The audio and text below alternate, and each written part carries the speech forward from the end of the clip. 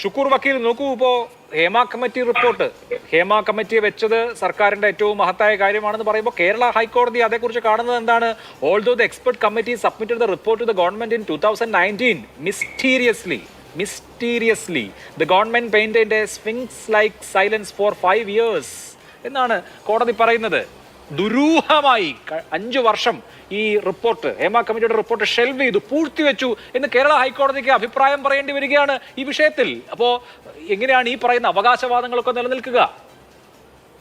അല്ല, അതില് നമ്മുടെ അവകാശവാദം നിലനിൽക്കുന്നത് ഇപ്പറേ എനിക്കില്ല. നമ്മുടെ ഇതിനൊരു വിഷയം എന്ന് പറയുന്നത്, ഈ ഹേമ കമ്മിറ്റി റിപ്പോർട്ട് ഉണ്ടാകുന്ന സാഹചര്യം നമുക്കറിയാം. നമ്മൾ പലപ്പോഴും വർത്താനം പറഞ്ഞ ഒറ്റ ഇഷ്യൂവിന്റെ പുറത്ത് ഒരു പ്രമുഖ നടി 2017 ആക്രമിക്കപ്പെടുന്നു. ആ ഒറ്റ ഇഷ്യൂവിന്റെ പേരിൽ ഇവിടുത്തെ സിനിമയിലെ വനിതാ പ്രവർത്തകർ ഗവൺമെന്റിനെ സമീപിക്കുന്നു. ആ സമയത്ത് തന്നെ അവർ ഗവൺമെന്റ് ഹേമ കമ്മിറ്റിയെ രൂപീകരിക്കുകയാണ്. അതൊരു കമ്മിറ്റിയായി രൂപീകരിച്ച് 3 പ്രഗത്ഭരായ വനിതകൾ, കേരള സമൂഹത്തിലെ വളരെ സ്വാധീനമുള്ള, ഒരാൾ ജുഡീഷ്യറിയിൽ നിന്നാണ്, ഒരാൾ ബ്യൂറോക്രസിയിൽ നിന്നാണ്, ഒരാൾ സിനിമാ രംഗത്തിലെയാണ്. അവർ 3 പേരും കമ്മിറ്റി ഉണ്ടാക്കിയിട്ട് ആ സ്റ്റഡി മുഴുവൻ കഴിഞ്ഞു. നമ്മൾ വീണ്ടും അതിലേക്ക് പോകുന്നതിന് അർത്ഥമില്ലെങ്കിൽ ഞാൻ പ്രധാനപ്പെട്ട കാര്യം, ഹേമ കമ്മിറ്റി റിപ്പോർട്ടിന്റെ കൺക്ലൂഷനിൽ ഒരു സ്ഥലത്ത് പോലും ഇതിൽ ക്രിമിനൽ നടപടികൾ എടുക്കണമെന്ന് ബഹുമാനപ്പെട്ട കമ്മിറ്റി ശുപാർശയില്ല. നമ്മളത് വളരെ നിസ്സാരമായി കാണേണ്ടതല്ല.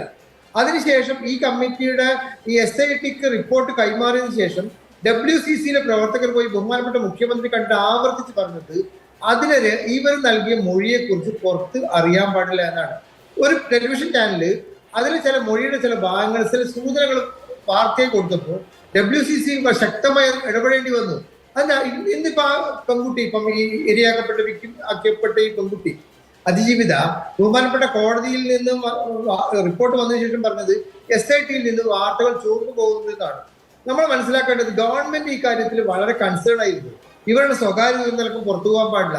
ആ റിപ്പോർട്ട് എന്ത് തന്നെ ആക്ഷൻ എടുത്തു കഴിഞ്ഞാലും ആ ആക്ഷൻ ഏതെങ്കിലും തരത്തിൽ ആ വളരെ ഭയപ്പെട്ട് ഒരുപാട് പ്രഷറൈസ് ചെയ്ത ഒരു സാഹചര്യത്തിൽ മൊഴി നൽകപ്പെട്ട മനുഷ്യരുടെ സ്വകാര്യത ഒരു നിലക്കും പുറത്തു വരാൻ പാടില്ല എന്ന് ഗവൺമെന്റ് നിർബന്ധമുണ്ടായിരുന്നു. രണ്ടാമത്തെ ഒരു കാര്യം, നമ്മളിപ്പം ഈ നമ്മുടെ 2017 നടി ആക്രമിക്കപ്പെട്ട കേസുകളിൽ അവരോടൊപ്പം നിൽക്കാൻ മടിച്ച സിനിമാ രംഗത്തിൽ എല്ലാവരും ഇത് വലിയ ക്രൈസിസിലാണ്.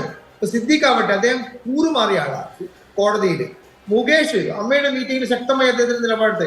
ഇടവേള ബാബു, ഇങ്ങനെ സിനിമാ രംഗത്തിൽ എല്ലാ പ്രഗത്ഭരും പരിശോധിച്ചാലും 2017 വിക്ടിമായ ഈ അതിജീവിതയായ അവർ പേര് വെളിപ്പെടുത്തിയ അവരോടൊപ്പം നിൽക്കാൻ മടിക്കുകയും വേട്ടക്കാരനൊപ്പം നിൽക്കുകയും ചെയ്ത ആൾക്കാർ മുഴുവൻ ഇന്ന് ശിക്ഷിക്കപ്പെടുന്നത്.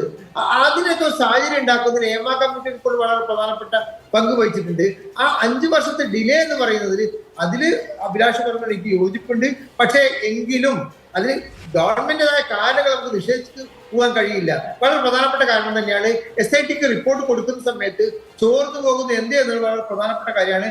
SITയുടെ കയ്യിൽ റിപ്പോർട്ട് വന്നതിന് ശേഷം കേരളത്തിലെ പ്രമുഖ ചാനല് ഇരയാക്കപ്പെട്ട ആളുടെ പേര് വെളിവാകുന്നത് പോലെ റിപ്പോർട്ട്. ശരി, അതേ തുടർന്ന് WCCക്ക് തന്നെ ഈ കാര്യത്തിൽ ഒരു നിലപാടെടുക്കേണ്ടി വന്നു. അപ്പോൾ നമ്മൾ ഗവൺമെന്റ് ഏറ്റവും മുതിർന്ന IPS ഉദ്യോഗസ്ഥരുടെ, അതും കൂടുതൽ വനിതാ IPS ഉദ്യോഗസ്ഥരുടെ പങ്കാളിത്തത്തോടു കൂടി രൂപീകരിച്ച SIT ആണ്. ആ SITക്ക് കോടതിയിൽ നിന്ന് റിപ്പോർട്ട് കിട്ടിയതിന് ശേഷം, റിപ്പോർട്ടിന്റെ പൂർണ്ണരൂപം കിട്ടിയതിന് ശേഷം അതിലെ ചില ഭാഗങ്ങൾ മാധ്യമങ്ങളിൽ വരുന്നുണ്ടെങ്കിൽ അതിലെ പ്രാഥമിക ഉത്തരവാദി SIT ആണല്ലോ. എന്ന് മാത്രമല്ല, SITയിൽ നിന്ന് മൊഴി ചോരുന്നു. ഞാൻ കോടതിയിൽ പറയാത്ത കാര്യം SITയോട് പറഞ്ഞ കാര്യം ചോരുന്നു എന്ന് ഇന്ന് ആ അതിജീവിത പറയുന്നത് വളരെ വളരെ ഗുരുതരമായ സാഹചര്യമാണ്.